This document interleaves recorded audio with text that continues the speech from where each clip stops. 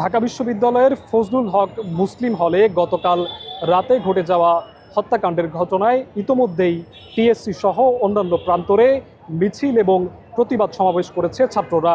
ছাত্রদের প্রতিবাদে বলা হচ্ছে এটি ন্যায় বিচার নয়, চোর সন্দেহে কাউকে পিটিয়ে হত্যা করা কেমন পাপ এবং জঘন্যতম অপরাধ সে বিষয়ে জানতে আমাদের সাথে রয়েছেন ঢাকা বিশ্ববিদ্যালয়ের একজন শিক্ষার্থী।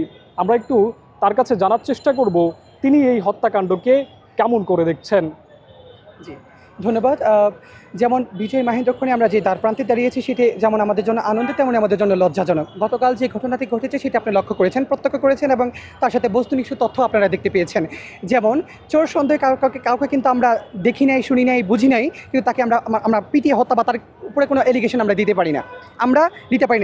সেই হিসেবে আমাদের ছাত্রদের একটি কথা হচ্ছে যে বিজয়ী মাহেন্দ্রক্ষণে এসে প্রত্যেকটি হলে এখনও পর্যন্ত এরকম ন্যাক্কারজনক বা নৈরাজ্যকারী ঘটনা ঘটাবে, ছাত্ররা কখনো এটা টলারেট করবে না। সেই বিষয়ে কিন্তু আমাদের মানে বিক্ষোভ সমাবেশ হয়েছে, প্রেস মিডিয়া, আপনাদের জার্নালিস্ট এসেছেন, প্রিন্ট মিডিয়া এসেছেন, আমরা বস্তুনিষ্ঠ তথ্য আপনাদেরকে দিয়েছি।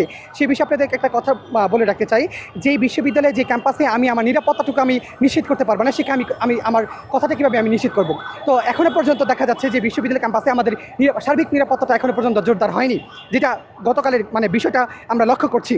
তো ওই বিষয়ে যদি আরেকটু লক্ষ্য করতে যাই, যে তাদের রুমের মধ্যে ঢুকে, তাদের হলে ঢুকে তাকে মানে পিটিয়ে হত্যা করে, যেমন আমি কথাটা বলেছি আবরার হত্যার মতো তাকে পিটিয়ে হত্যা করা হয়েছে।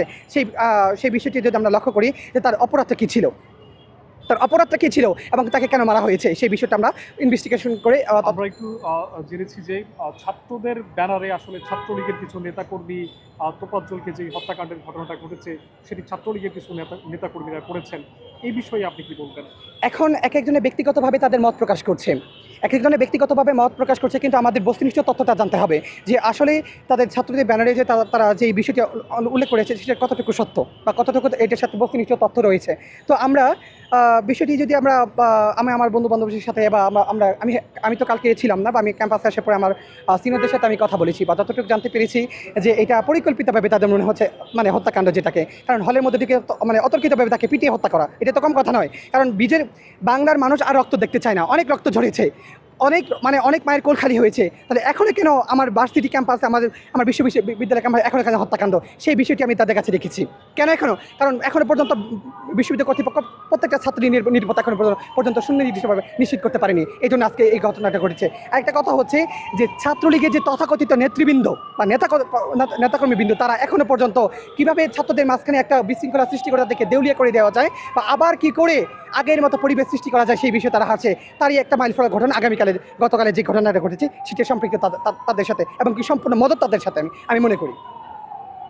জি দর্শক, এতক্ষণ শুনছিলেন ঢাকা বিশ্ববিদ্যালয়ের মুসলিম ছাত্র হলে যেই হত্যাকাণ্ডের ঘটনা ঘটেছে সেটি নিয়ে সাধারণ শিক্ষার্থীদের একজনের মতামত। তিনি আসলে বলছিলেন ছাত্রলীগ সহ অন্যান্য যে রাজনৈতিক দলই কিংবা ছাত্রদের মধ্যে যারাই এই ঘটনা ঘটিয়ে থাকুক না কেন, এটি মূলত অপরাধ সংগঠিত হওয়ার পর তারা আসলে এটির ন্যায় বিচার চাচ্ছেন এবং আইনের আওতায় এনে দোষীদের দৃষ্টান্তমূলক শাস্তির দাবি করেছেন। জিহাদ হোসেন রাহাত, আওয়াজ বিডি।